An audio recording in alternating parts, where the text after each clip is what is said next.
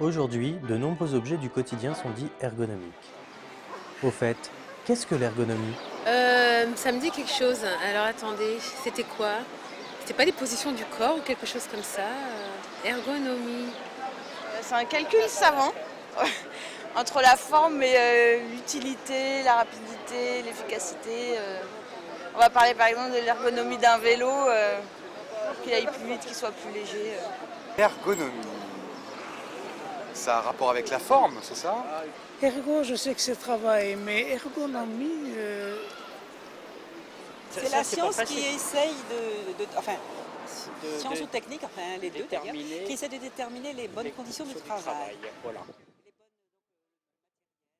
Ergonome, que ce soit dans j'imagine, les boîtes de création, design ou architecture d'intérieur, ce genre de choses. des travaux publics, dans l'agriculture. Il va faire des moulures peut-être, des choses comme ça, non? Il y a peut-être des cabinets, il y a les entreprises probablement Les entreprises, bien sûr. qui embauchent des ergonomes. L'ergonome s'intéresse en effet aux conditions de travail pour prévenir les atteintes à la santé, en étudiant par exemple les positions du corps. Mais l'ergonomie, ce n'est pas seulement ça. Et si on demandait à l'ergonome de nous expliquer son métier? Pour comprendre ce qu'est l'ergonomie et le métier d'ergonome, je vous invite à m'accompagner sur mon lieu de travail. Aujourd'hui, j'interviens dans un supermarché. Suite à plusieurs problèmes de santé, la direction souhaite améliorer les conditions de travail au poste de caisse afin de réduire les arrêts de travail, les dépenses de santé et en même temps améliorer la qualité du service rendu à ses clients. Pour comprendre l'origine de ces problèmes de santé, il faut d'abord comprendre le travail réalisé par les caissières. Voici le poste que j'étudie. Sophie a 35 ans, elle travaille ici depuis 10 ans, mais ce n'est que depuis 1 an qu'elle présente des douleurs au dos et aux poignets. Nous allons identifier les principaux déterminants du travail de Sophie et voir comment elle s'y prend pour le réaliser efficacement. Nous pouvons commencer par étudier l'organisation du temps de travail. Aujourd'hui, nous sommes dimanche. Sophie a 2 jours de congé par semaine qui sont décidés en fonction des besoins. Ici, nous pouvons demander à Sophie comment elle s'organise pour travailler à des horaires variables. En tant que client, nous pouvons avoir l'impression que le travail des caissières est répétitif.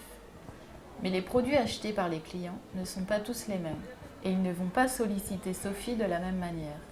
10 heures. L'affluence à la caisse de Sophie n'est pas encore très importante, mais nous pouvons déjà observer la grande diversité de clients. Avec son expérience, Sophie sait comment répondre aux exigences de chaque type de client, ce qui est possible quand elle a le temps. 11h30. Les clients commencent à arriver massivement. La queue à la caisse s'allonge. Sophie ne peut plus rester assise. Elle est obligée de se lever pour augmenter les cadences. Ses douleurs au dos reviennent. Un produit ne passe pas avec le bon prix. Sophie doit donc l'annuler. Les clients commencent à s'impatienter. Sa responsable arrive rapidement. D'après ce qu'elle nous dit, ce type d'incident est fréquent, mais elle ne sait pas pourquoi. Il faudra donc comprendre comment, dès l'arrivée des produits dans le magasin, les codes barres sont attribués. Une collègue de Sophie a pris l'initiative d'ouvrir la caisse voisine. L'aide apportée par la collègue et par la responsable de Sophie nous a permis de voir que l'équipe, le collectif de travail, arrive à s'organiser informellement pour s'entraider. Nous avons repéré les principales caractéristiques du travail. À partir de cette connaissance, nous serons en mesure de transformer la situation de travail afin d'améliorer la santé, la sécurité et le bien-être au travail, mais également l'efficacité de l'entreprise pour satisfaire le client. Nous comprenons pourquoi un objet ne peut pas être dit ergonomique par nature, mais doit nécessairement être replacé dans la situation d'utilisation. Si on reprend l'exemple du siège ergonomique de Sophie, peut-on dire qu'il est ergonomique lorsqu'elle doit se lever tout en accélérant sa cadence pour faire face à une affluence de clients? Pour diminuer ses maux de dos, l'ergonome a étudié le travail réel de Sophie et plutôt que de modifier uniquement son siège, il propose de transformer un ensemble d'éléments de sa situation de travail.